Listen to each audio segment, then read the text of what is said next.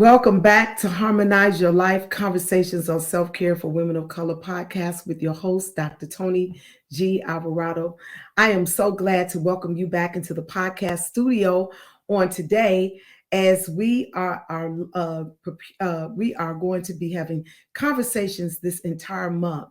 The month of March is Women's History Month, and so we're going to be talking to women. We're going to be having conversations around women's history, but also around heart health for women. And I'm so glad to have in the podcast studio with us today or this week a friend, a sister, beloved, and one who can speak on issues of women in the African American community. She is a champion for women's causes and women's issues. And so we will be right back right after this with our guest for this week. So stay with us.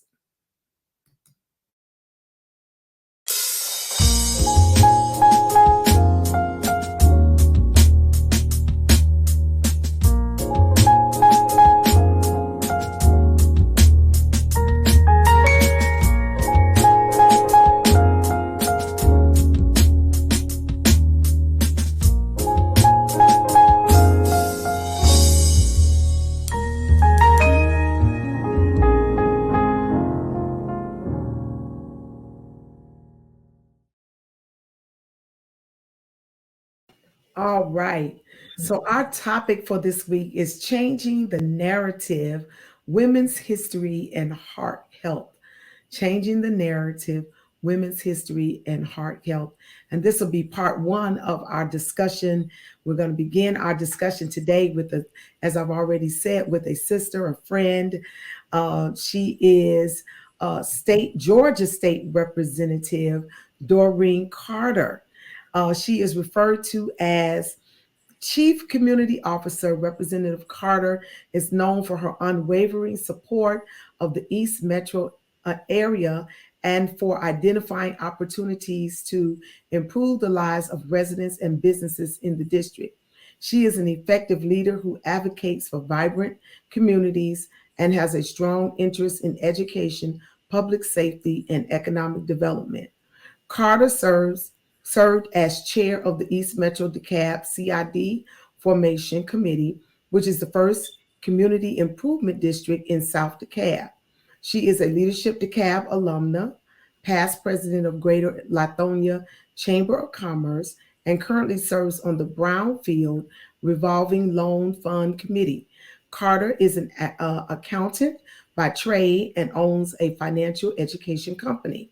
In November 2015, Doreen Carter was elected to serve as the state representative of House District 92, which includes Rockdale County and the southernmost part of DeKalb County, including a portion of the city of Stonecrest.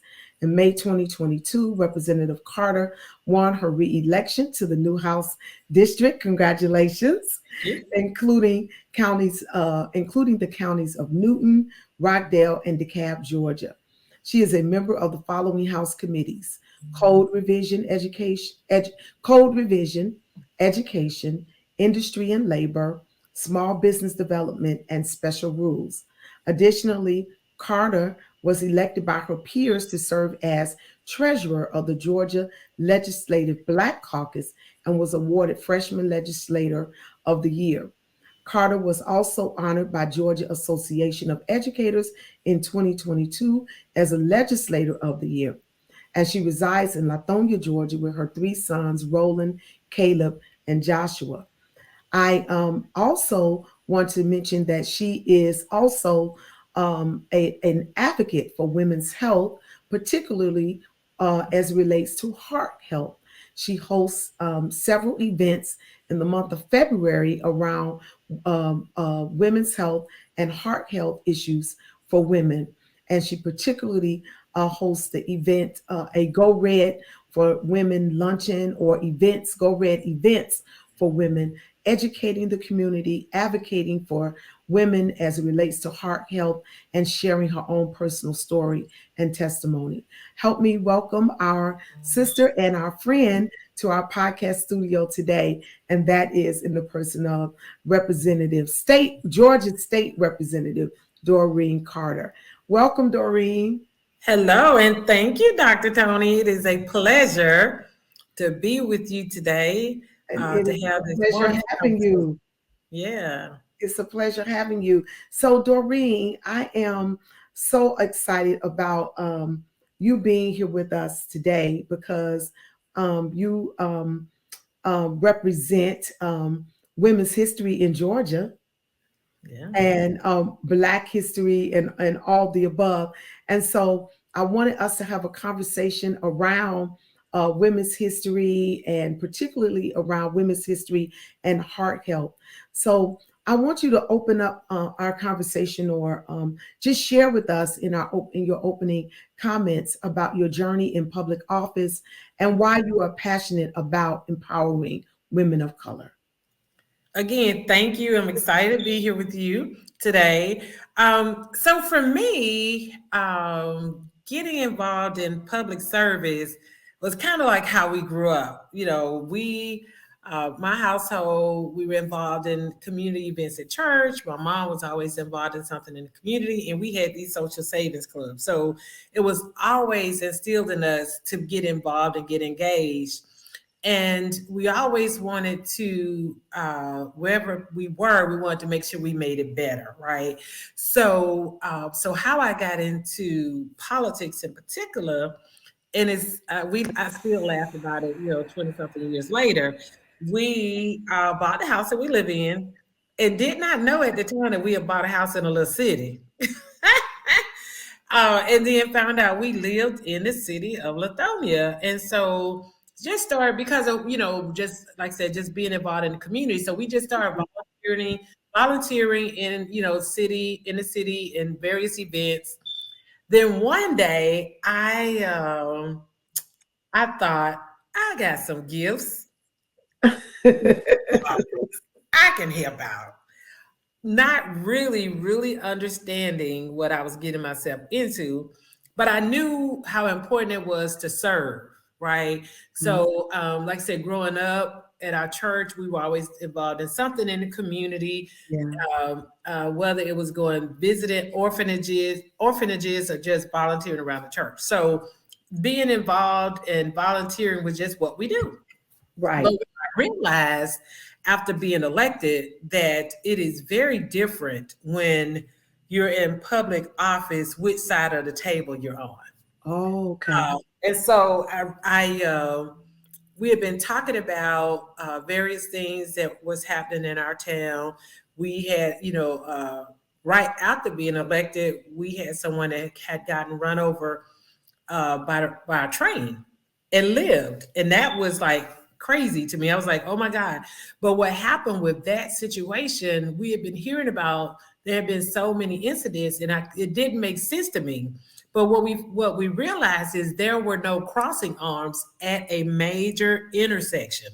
So Mm. because of my advocacy, because I'm just gonna go and get involved, I actually was able to negotiate with CSX Railroad and the county transportation. And it took 3 years, Mhm. but we were able to get that done. And I really realized that part of being in elected office, we're passing policy and doing things like that. But then sometimes you got to get things done for the community, and you have to have some stick to itiveness. Okay. And I attribute that, honestly, I give him kudos all the time. My high school band director. Okay. Some people don't really understand. I know you get it, how important music is. But Yes. us, growing up in the inner city here in Atlanta, we had a high school band director that not only cared about us musically, but he cared about our education. But he Okay. said something to us back then, and it stuck with me. He told us, "Do not come home without your degree." Wow. He said, Okay. "Do not come home without your degree." And that stuck with me because I came home because I was in school in Mississippi, but Mississippi in the early 80s was a different little place, right? So I came back home, and I just remember I was working during the day, going to school at night, and I kept hearing in the back of my head his voice, don't come home without a degree. So that means finish. And what that did for me was I didn't care what it was, what I committed myself to, I had to finish it. Okay. And so I've taken that philosophy in everything that I do, and especially in public service. So that's how I got started. Was the city council here in Lithonia is how I got started. And that's when I realized the power of being elected and being able to do things to improve your community. And you know, that's amazing because with, you know, March is Women's History Month. And it's just when we talk about women's history, women have been champions for change in our communities Yes. for so long. And we don't even think about some of the changes that we have been champions for. Like you said, a stop sign, a traffic light. Yeah, yes. Yeah, to make a community safe, right? Yes. And so so many women throughout history have been champions for change like that. And it started with seeing something and having a heart to serve. Right. And you know, and with that situation, like now when we're working on hard issues, and even in the General Assembly where I get to serve, you always hear people say, we can't work with CSX. And I'm like, wait a minute. I've got a victory on my side with CSX. And so I remember that. And I'm like, no, we're gonna talk to them, they're people just like us. And that's what it takes, really, being able to see an issue, find whatever you can, and then you got to hear God's voice, because I honestly I almost messed that deal up when God said, close your mouth. And the guy, because I thought the guy was getting ready to tell me no, but he was saying that this won't work, but this will. Had I interrupted him, I wouldn't have got to the but this will. Oh, okay. And so I'm like, okay. And so we were able to get that project done. It didn't cost taxpayers not one dime. And so that was the beginning of my elected office, and being able to stay focused and to be able to see that you can accomplish things even when it's hard, but you just got to be committed. You have to listen. Yeah, you find some humility. Yeah. Yeah. And we can see good things happening. And that goes for just about every area of life, right? That goes, you know, and this podcast is about self-care, health, wellness, and about living holistically. And so one of the things that you have been a champion for, and bills that you have co-sponsored, you've been a champion for victims of women, female victims of domestic violence. And you have been a champion for women's for the Go. You've been in partnership with the American Heart Society in their Go Red for Women health campaign. Right. And I know that you have a personal testimony that goes with that. And so talk to us about that. Share a little bit of your journey and your testimony with heart health. Absolutely. Well, one of the things that we continue to hear is heart disease is the number one cause of death with women. And even though we had history in my family with death with heart disease, I never thought it would be me. And even going, you know, when I think about this journey, even from the city council to now, one of the other things I used to fight for is having, we live in a food desert, and how we were going to have quality food, right? And what we began to learn is how we eat is really our medicine. And how we eat is our medicine. As a matter of fact, one nutrition that I went to a class with, I was in a class that's sponsored by Kaiser, and the nutritionist that was teaching that class says that our healthy food is free medicine. It is. And that's what I'm saying, going back even with early in my and not really understanding it, but early in my political career, just knowing how important it was to have quality food in our community. And anyone that knows me know that I am a foodie, but what I didn't understand was how certain foods affected my body, right? And so how I got to this place, we were I think this was like the mid 80s, maybe. My grandmother actually died of a massive heart attack. Wow. And as we were actually in church back then when they used to have them Friday night revivals. It was the last night of revival, and we had gone to church. I think my grandmother, my dad, and I, we were the only one who had gone to church that particular night. And what I remember was my grandmother at the podium at the front with the pastor, and she was giving her testimony. It was like, it was, thinking about it was like the most glorious thing that you could ever see, because it was like it was like she was just having a conversation with God. As she walked back to her seat, I think she worked, let's say, maybe like 3 rows from the front over in that little corner. And then she kind of just slid over. And, we back there not really realizing what's going on, but, quickly realized something wasn't right. They took her to the hospital. Once we got there, they pronounced her, she was dead. She had had a massive heart attack. And going back to how we eat our food, because, we ate like typical Black people from the country. They ate all that stuff, right? So I'm like, okay, that was our first sign that something was, in our bloodline. But still, not really, no one's teaching us about food. Yeah. Then And we're not paying attention to our family medical history. yes, because and I think we'll talk about that because part of what I am discovering with myself, with even knowing, I'm learning that it's not enough to know, because in my Oh, oh my God, you singing my song. yeah. Listen.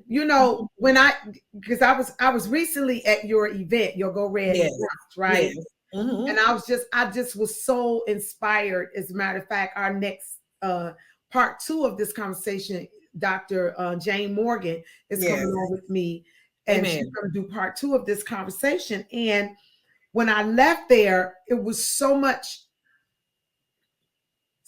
information, so much knowledge. But I was thinking about the scripture that says we perish for the lack of knowledge. But as I was saying that, and then the Holy Spirit, I heard the Holy Spirit say to me, we don't just perish for the lack of knowledge, we also perish. We perish for the lack of knowledge and action. Yes. Yes. Because Absolutely. we don't, and really, to be truthful, when you think about the word knowledge in its truest sense, to knowledge in our Western way of looking or understanding is about a cerebral or head knowledge. But in more Eastern and African cultures, knowledge is not a mental assent. Knowledge is experience. Yes. And so it's not just it's the like Jesus said, you should know the truth, and the truth it's the truth that the truth that you apply makes it free. Absolutely. Not just having a head Absolutely. And that's what's beautiful about as I really have gone through this journey. And so like in July the 14th, 1994, I got this phone call, and my sister told me that my mama was gone. I thought I was gonna lose my mind. And I was like, but I had picked up the phone to call her. And I remember, this is so crazy. I remember picking up the phone and I put it back down because I said, oh, she's asleep. My mom was gone, had died in her sleep of a heart attack, as is what they believe. So even with the two of them, and let me say, I give you my condolences on that. I've lost my mother, and we had time to, you're never ready. You're never ready, but I can't imagine they're here 1 minute and gone, like that. It's devastating. Right. It's pretty devastating. And so with that, with knowing my grandmother and my mother, I still nothing in me led me to believe that it would ever be me. And so I'm, starting to go to the doctor regularly, and they're like, you need to check this, and you might want to think about, losing some weight. And in 2015, I actually had my first episode of a heart attack. But what we are learning now, and that's why I love you here, Dr. Jane, coming on, because what's happening now is there's so much that we're learning. Mm-hmm. So when I had my first son in 1997, I had an emergency C-section. And I remember after we came home from the hospital, my blood pressure was elevated, right? And we went back to the doctor, Mm-hmm. and what they said was it was the fluids.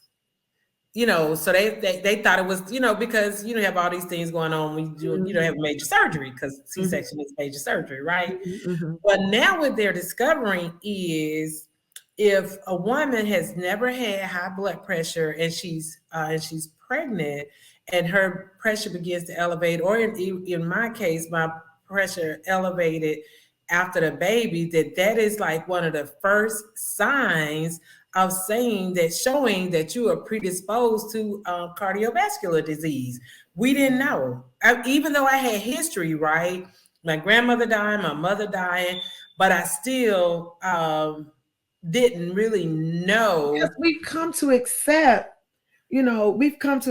certain things as norms or normal for us. So, high blood pressure runs in my family, or hypertension runs in my family, or diabetes. You know what I'm saying? It does, but here's what was for, and then I think those are the things you're right. So we see those, right? But in our case, my grandmother had never been diagnosed with high blood pressure. My mother had not been diagnosed with high blood pressure, right? And so it wasn't anything that we were thinking about. And at the time, I don't even believe that the research and the studies had shown that these are indicators that we should begin to look at. Okay. So yeah, so if you have if you have diabetes and all these other things that's going on in your body, then yeah, you need to start looking at that. But then if you're like with me, there are no indications that will show you that these are happening.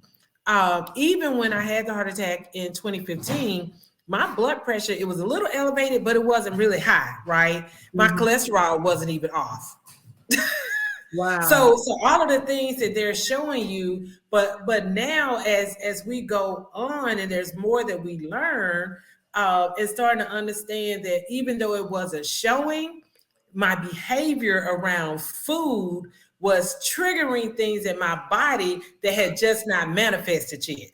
And I think that's part of the story where your are the behavior education. Around food. My behavior around food. And that is why I am so intent to share as much information as I can around cardiovascular disease, because there's so many indicators that we just don't see. And when I was having a heart attack, I didn't have the typical signs that they tell you that when you're having a heart attack. So one of the other things, after learning what I did, I push people to get involved in various studies. So when they're looking at new medication or various things, a lot of times the people who participate in those studies don't look like us. So when they get the research back and they're trying to determine, the dosages and all of that, Black women are not in that equation. So then we don't have that information. And I know some people push back on studies, but we have to, whether it's cardiovascular disease, Alzheimer's, cancers, all these various things that's happening. If we're not in those studies, we are not going to be in those equations so we can understand how certain things affects our bodies, right? Well, now, if that wasn't enough, the 2015, so let me back up. So after I had the heart attack, my current cardiologist. So let me ask you this. So you had a heart attack, but you had no signs. So I felt like I didn't feel good. Feel any, right? I was going to say I didn't feel good, but when I think back, because that was a Sunday, so that Friday I had stopped somewhere to eat, got something to eat, went to the office, and I was in the office and I was eating. I felt this pain in my chest. And I jokingly told my coworkers, I said, "Oh Lord, that hurt." I said, "If I'm having a heart attack, y'all call 911. But we were joking, right? That was Friday. Then that Saturday, I went to West Georgia to take my son to do a college tour, and I just was tired. And I told him, I said, "Listen, you walk on with the people, I'ma sit right here." And then when I got home, I laid down, I had chills still. But that morning when I woke up, I just didn't feel good. And I thought I had indigestion. And so I was gonna self-diagnose myself. Well, yeah. I don't put out my phone. I don't with the Google. I don't with the what's that Med MD, honey. And so I was like, well, I sent my son to the store. I said, "Lisa, go get me some ginger ale and some saltine crackers." You know, I'm just saying. And then after a while, it was a few hours. I was like, you know what, man, something not right. And that's when I went on and called 911. The boys were a little younger, so I said, let me tell them what I'm about to do. And even when the paramedics got to the house and they were checking me out, the guy said, my blood pressure, like I said, it was a little high, but it wasn't like, 180 or something, right? Right. And then he said, well, he said, your heart rhythm sounds a little off, but we'll let the doctors check it out when we get there. I'm like, oh, okay. I'm all nonchalant. So we get in the ambulance, and the guy put a nitroglycerin tablet under my tongue. I ain't thinking nothing of it. And he was like, well, how you feel? I was like, that nitroglycerin will give you a headache. I said, well, that shot to my head. And we just talking. So clearly he sees something. And then he puts another tablet under my tongue. And I'm like, we're going to the doctor. I'm like, okay, I needed some rest. It'll give me a chance to chill. Not thinking anything. All I know is this man hit the back of that, the window in the ambulance and said, bells and whistles, get her to the hospital. And I'm so silly. All I could think was, oh my, I might ought to pray. I'm still not thinking at all that this is serious, even though he said, get me there. And what I loved about what they did was when they got me to the hospital, I said I was having an ER moment. They ripped off my clothes, took me from the thing, put me on the thing. And it wasn't until really the next day where they actually told me what was happening. Okay. And I can really appreciate that because I may have panicked if they had told me there. All I knew was my potassium was low, my magnesium was low, but they never told me what was happening. And so they did an angiogram and kind of found out I had 100% blockage. And what the doctor said, had I not come on to the hospital, I probably would have died in my sleep. So I guess the lesson is, if you're not feeling good, don't grab your phone like I did unless you call it 911. Don't get yourself checked out. Don't be trying, because it was like, and the other, being very transparent. At that time too, I didn't have health insurance. Oh. And so that probably was something that I was thinking about, because I think they had just come up with the marketplace or something, but I still didn't have any. And all I could think about was, man, I'm not trying to make any bills, but I'm so glad I did. But that was just the beginning of this journey, because my doctor, the doctor that I eventually went to see, she had me to go to cardiac rehab. And that was the other thing too. If you don't, cardiac rehab, so explain what that is. So after you have a episode, whether it's a stroke, heart attack, or whatever, you go through rehab, because what they begin to teach you is how to exercise and how to strengthen your heart. Okay. Because now it becomes more about how do you take care of your heart. Okay. And the doctor who saw me at the hospital, and I appreciate him. So what he did, because like I said, at the time I didn't have any insurance. So what he did was he enrolled me in a study, which was great, but he never mentioned cardiac rehab. Oh. But the other doctor, she sent me to cardiac rehab, and that's another, what they were saying, that's another, I guess, indicator that improved life expectancy after you've had an episode, that you go to cardiac rehab. Okay. Okay. And so I was very, appreciative of that. So it's just, and again, having access to care and having knowledgeable doctors are very, very important. Having access to care and knowledgeable doctors. Wow. Right. And so here's the thing, like the information that we're sharing now. So what you do is when you go to the doctor now, you can start to ask certain questions because sometimes we don't ask questions. Sometimes some doctors act like they're in a hurry. So I'm like, nope, I got my pad because I done made notes in my phone. I got questions. You're not gonna run up out of here until we get these questions answered. And And you again, know what, Doreen? That is so important because that's us taking our health in our own hand. That's yes. advocating for ourselves, and even when we have our seniors and others in our family, that we sometimes have to advocate for them in Yes. making sure doctors take their time, that they answer Yes. questions. And I know that they're busy and they're seeing other patients other than us, but other than you when you go in there, but you need to be the advocate and You ask have those to be the questions. advocate, and it doesn't matter whether you have insurance or not. The doctor, if you're in there with them, they need to see you. They need to answer your question. But if you're not getting information, then you don't really know what questions to ask. Mhm. And for me, my doctors who had been seeing me, they did tell me, okay, Carter, you need to lose some weight. Mhm. And I remember going back to seeing the doctor to tell them that I had a heart attack. They were in shock. Mm. The cardiologist that I had been seeing before the one I see now was in total shock that I had a heart attack because what they were looking at is pre-warning signs. And so when people tell you that it's the silent killer, it is because you really just don't know. And so now that goes back to, I'm going back to where I was saying, knowing what to do is not enough because then a few years later, what year was that?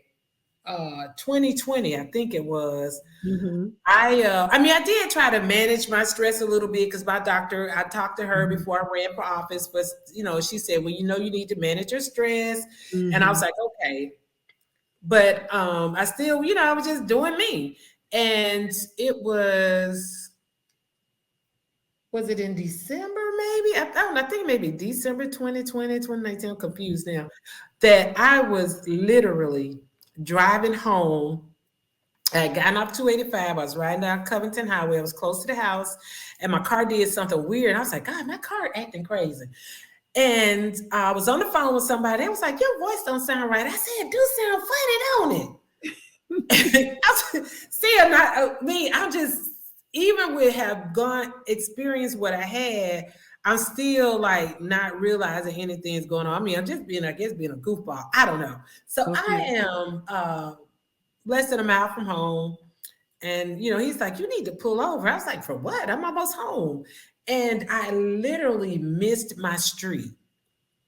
I was supposed to turn left and I missed my street, but I ended up cutting through this parking lot and through the city hall parking lot because I missed my street. And I just live, across from there, right? So I was like, I was just gonna go home. I had a long day at work, but I'm still not feeling weird or anything, just know my voice is off. Mhm. And some guy runs up on me and said I hit his car. I was like, who is this crazy man? I ran up on him like this, right? And I know it was the grace of God because if he had not stopped me and cars were coming, I would have just drove on to the house. And I backed up and I said, let me call the city clerk and send an officer out here. And I called my son. I said, hey, walk down here because some man is telling Mhm. me I hit his car. And so my son came. He was like, "Mom, your car is dead." I'm like, "What?" And y'all, I mean, this is crazy. So I get out the car and my legs give out. I Mm. was literally having a stroke. That is crazy. So again, most of the time when people have a stroke or an aneurysm, they have a headache. I didn't have a headache. Mm.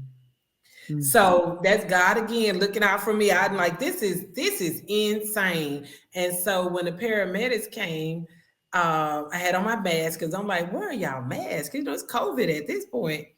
And he's looking at me like, I guess my face was doing something weird. So he took me to the hospital. And I said, this is crazy. I said, now I've had 2 different episodes and nothing really gave me any indication because I don't even think work that day was very stressful, but something was happening in my body. So now what I say, that was just maybe God prepping me because now I'm doing this study and I found out something else. I feel like I'm a lab rat. I'm like a little guinea pig. So you're doing medical studies. You're a part of some medical studies. So this is insane. So this study that I'm doing and now. Are you currently in one right now? I am currently in a study. Okay. And this is insane. I qualified for this study because I survived a heart attack and a stroke. Okay. So part of our cholesterol, there's a part of the blood, there's something that's called lipoprotein. Okay. And so what they've been researching, and now this is something that as much as we go to the doctor, I never heard this word before. Lipoprotein. So what they're seeing is there's depending on your levels of your lipoprotein is an indicator of that if you would potentially have a stroke, because basically your blood is some people say blood is a little too thick, but what the doctor at the hospital said that my veins were thin. And so and I'm really just sharing this stuff now because there are just things that we just don't know to ask. So everybody that I talk to now, I call my siblings. I said, when you go get your annual and you have your blood work checked, have your doctor check your lipoprotein. And this goes back to a blood test, Doreen? Yes, it's just our regular blood work. So when they check your cholesterol, when you do all your blood work, it's one of the numbers in your cholesterol. Okay. You know, they tell us about our good cholesterol, bad cholesterol, but I never had anyone talk about the lipoprotein. Lipoprotein, okay. But this goes back to what we were talking about earlier about the food, right? There are some foods that we eat that affects the way our blood breaks down in our bodies, right? So when we start talking about being diabetic or our insulin, there are certain foods that have an adverse effect on how our blood flows and how it affects our insulin. And so that's why we have to not only just help people to understand that you got to go to the doctor, you got to check yourself out, but we also have to change some of the stuff that we eat. Even the things that we enjoy that we think are good. And that we think, even some of the stuff we think is good for us. Absolutely.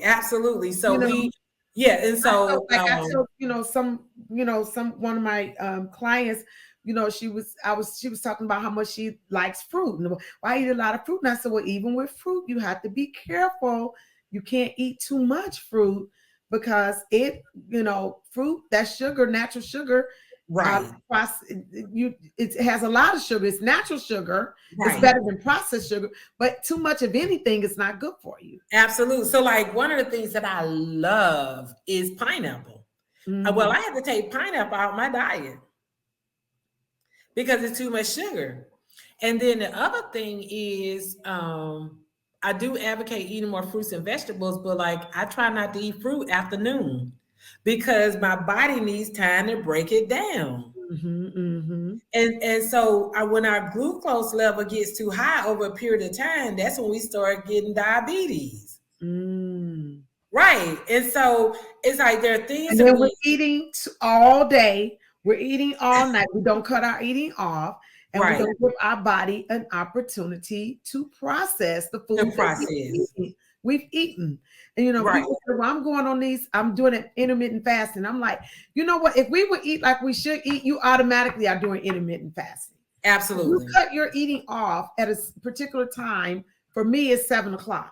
Okay. And then I don't eat again until the next morning. Right. That's what breakfast means. It's break fast.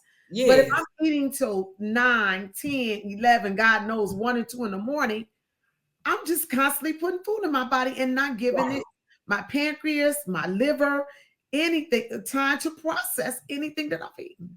Right. And that's where going back to like now we're starting to learn more and more, right? But how do we consistently do right? I think that's where we, with the accountability, we don't really talk about our food. We don't talk about our health. We don't talk about these things.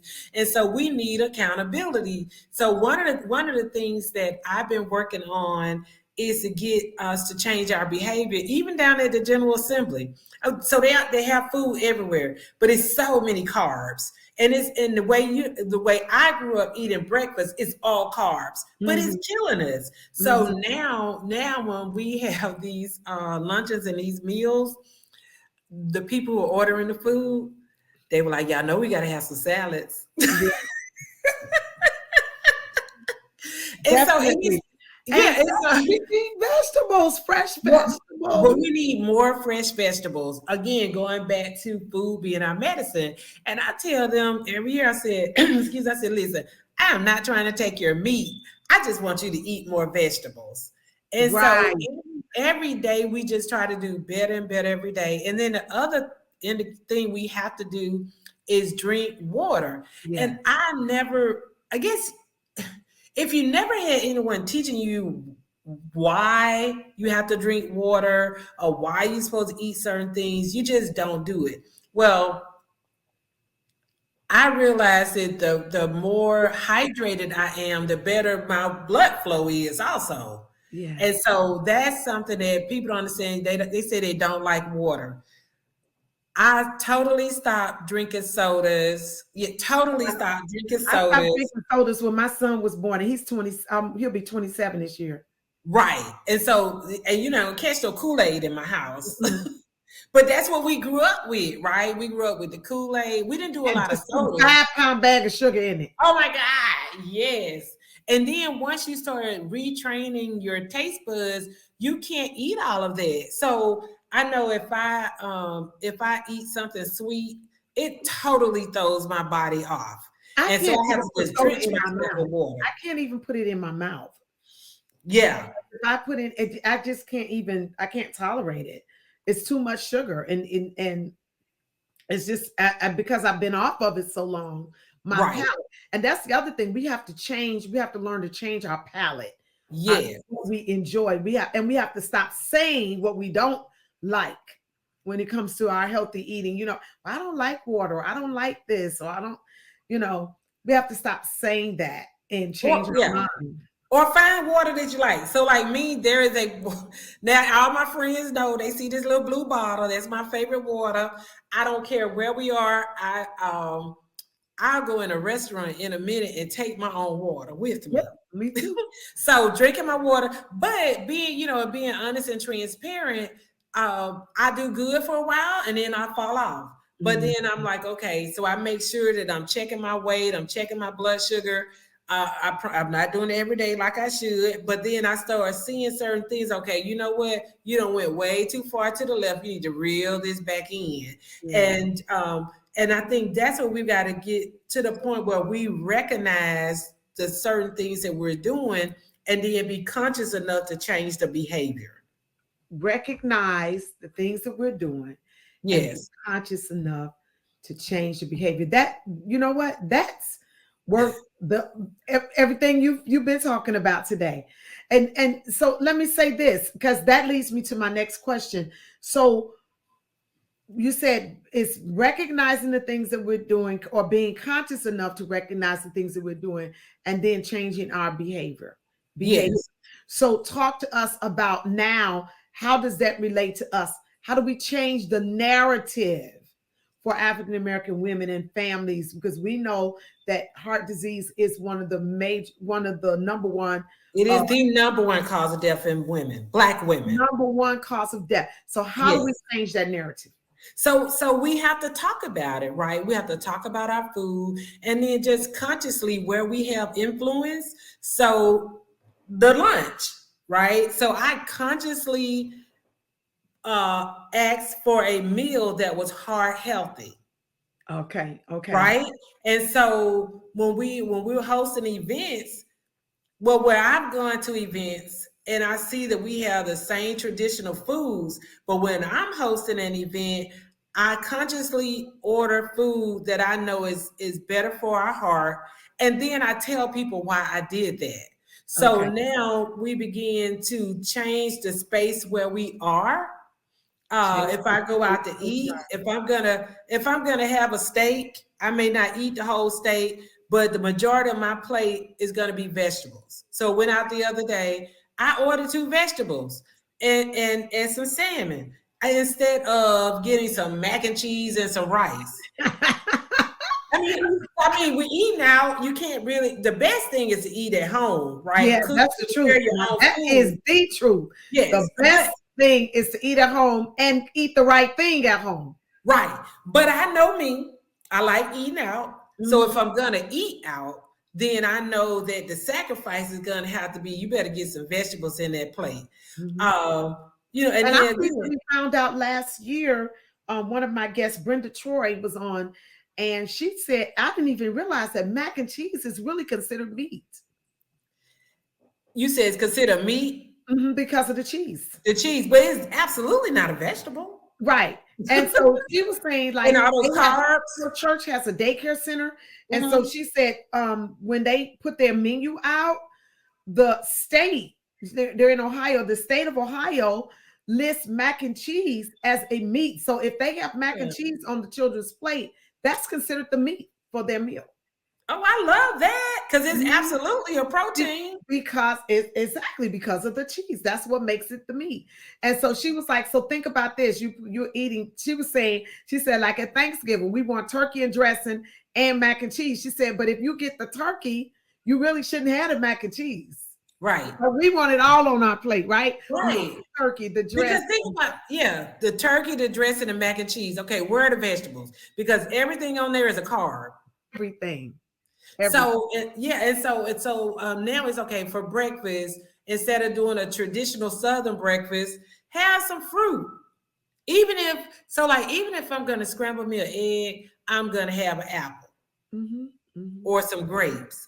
So like today, my husband and I went to breakfast today with friends of ours, and we had a great time. And so I ordered a veggie omelet. Okay. Right. Mm-hmm. And I had grits. Okay. Right. I had the veggie omelet. We had a meat they had like these salmon egg roll things. So we ordered some of those as appetizers. So when it came time to order my meal, because I had already had a couple of those salmon egg rolls, I didn't order catfish and grits. I wanted grits, but I ordered a veggie omelet, egg white omelet at that, instead of having another meat because I had just had the salmon. Right. And the other thing was they put this huge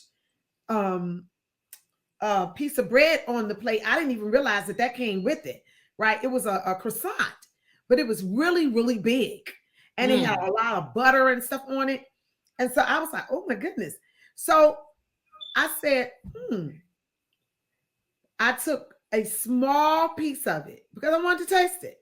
And I took a small piece of it, ate just a little piece, and then I put it to the side. I didn't eat the whole croissant.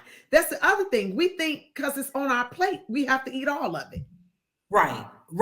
And then so let's say if I had eaten a meal like that, then my next meal might be a salad. Exactly. And prior to going there, I had a green smoothie. And my green smoothie consists of My green smoothie consists of kale, spinach, avocado, and some fruit. Okay. So I had that before I went out to eat. So now this evening, my meal will be, I'll probably do I like tuna, so I'll pop me a can of tuna, put it on a bed of lettuce, and that's it. Right. And that's the thing. It's still, you can still enjoy everything you want to. You just got to make some adjustments. But one of the things when you're where I was, and I'm still considered obese, but you know, I've lost about 50 pounds. You got to, yeah. And you look great. I still got about 50 more. I know, but you look good. I'm telling you, you're doing a great job. But now it's like, okay, I have to tell myself, reel it back in. You got to discipline yourself and to make some sacrifices. Then, you know, if I decide that I want to eat any kind of way, then I know I got to cleanse and I got to get back on a few days. I got to just do right. And that water. And the one thing I love seeing you is your consistent exercise. So I try to get my steps in, but I'm not, you know, consistently exercising, but at least 4 times a week, I absolutely get 30 minutes of cardio in. Got to exercise. That's good. Because again, for me, it's all about heart health. What do I need to do to manage and maintain my heart? I'll say this. Once I started dropping the weight, going back to the food being our medicine, I actually was able to come off a couple of my medications because again, after a heart attack and a stroke, you have to go on some medications. But I actually came off the blood pressure medicine because the food was beginning to regulate my blood pressure. Wow. When I eat right. Yeah. And so that, you know, there is so many things that's on this earth. Your blood pressure. I love it. Yes. I love it.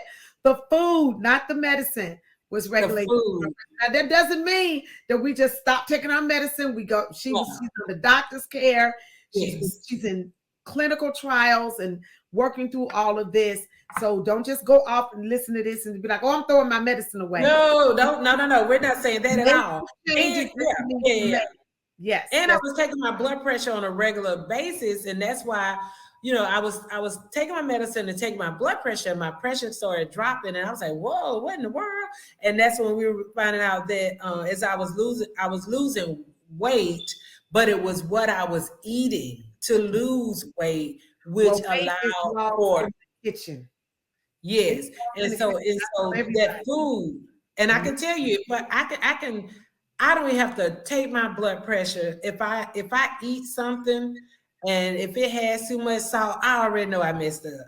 So then I have to wash it out. And it is critical that I minimize how often I eat out because I have to manage that sodium. It's because these restaurants have so much sodium in the food. Yeah. And that's a big thing. So I took breads out of my diet, pastas, rices out there. I will occasionally eat some, but that's not something I'm gonna eat all the time. And I'm okay with that because what I have begun to learn, I've expanded my vegetable repertoire. You've expanded your palate. You have grown. Yes, I've expanded my palate. Yes. So I mean, I had somebody laughing. I eat Brussels sprouts.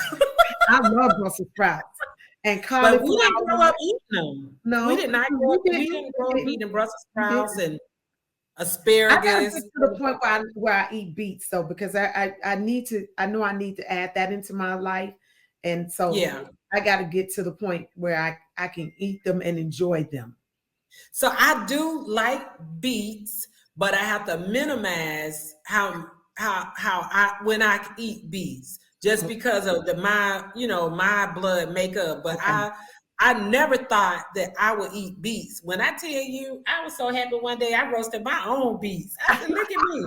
Yeah, that's what I'm gonna do. I'm gonna roast them. I think that's what I'll do. Oh my God, I love yes. Okay, I'll get some recipes. We need to swap some recipes.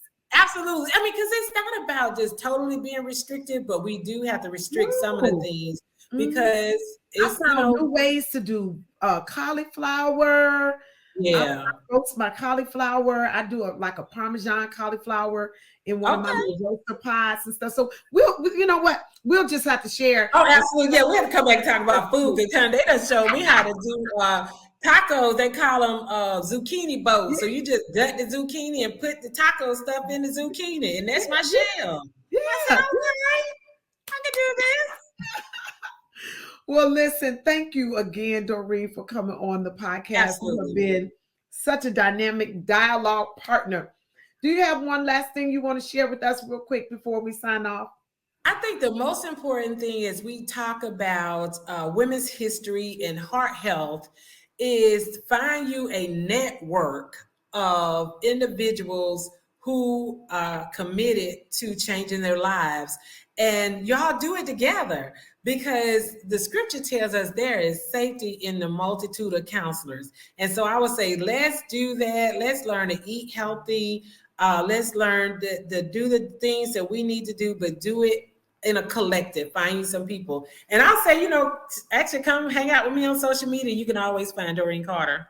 Oh wow, Doreen, I'm gonna share with them where they can find you, and this is confirmation because those that have been following us know that we started a self care network for women of color in Yes. 2020, and so when you talk about us being a collective and working together, I just launched an intentional self care program, and I have 13 women in that program Amen. right now, and we're taking this whole year to be very intentional, and we're working together as a group, and I'm coaching them individually in the area of self-care, health, and wellness, and making these changes in their life.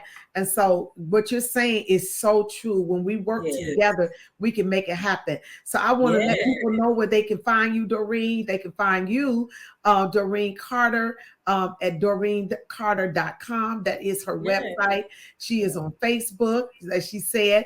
You can find her on Facebook at Doreen Carter. You can find her on Instagram at Doreen Carter. And you can find her on Twitter at Doreen Carter 4GA. Doreen Yes. Carter 4GA. She even has a YouTube channel there, Doreen Carter 9052. And she is on LinkedIn at Doreen Yes. Carter MBA. Look her up, Google her, be a part of her Go Red for Women campaign that she is Yes. connected to with the National Heart Association. She does a program every year, and I'm so excited that next year we are partnering with her. The Harmonize Your Life Yes. Women's Self Care Network will be one of the sponsors of the Go Red Yes. for women luncheon or brunch or whatever it is we're doing. Whatever we do, because we're going to change the narrative. We- We are working on getting to the point where we will not be saying that cardiovascular disease is the number one cause of death in Black women. We are out here because we want women to live. That's right. We want women to live. And with that in mind, I do want you to know that you are listening to the Harmonize Your Life podcast. You can find us on Apple, Anchor, Google, and Spotify. We also go to my YouTube channel. If you are not subscribed to my YouTube channel, please go there, like, subscribe, share this information. We perish for the lack of knowledge, and we perish for the lack of action.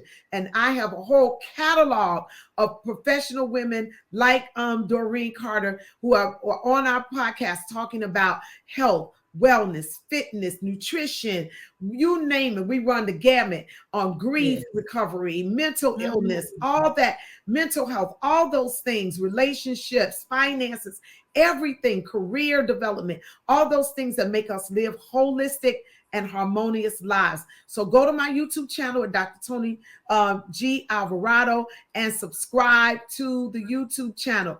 Join the Harmonize Your Life Women's Self-Care Network. Join the network. You can go to my website at drtonialvarado.com. Click the Self-Care Network, click join, and you're in there. It is for less than what you would pay for a cup of coffee. You can be a member of the Harmonize Your Life Women's Self-Care Network. You heard Doreen say, find a group of women who are concerned about self-care for themselves and for their community, and let's get healthy together. And that's what I love about being connected to women like Doreen and the women who are part of the Harmonize Your Life Women's Self-Care Network. We're going to sign off here, and we'll be back for part 2 of this conversation with Dr. Jane Middlebrooks Morgan, who I met at Doreen Carter's Go Red for Women brunch last month. I met her there. She was a speaker, and I just knew that she had to be on this podcast. So we're talking about for the month of March, on Women's History Month, we are changing the narrative concerning women's history and heart health for women of Yes. color. We are changing the narrative. And so stay with us for part 2 of this conversation on the Harmonize Your Life Conversations for Self-Care for Women of Color podcast with your host, Dr. Toni G. Alvarado. I'll see you soon. Bye.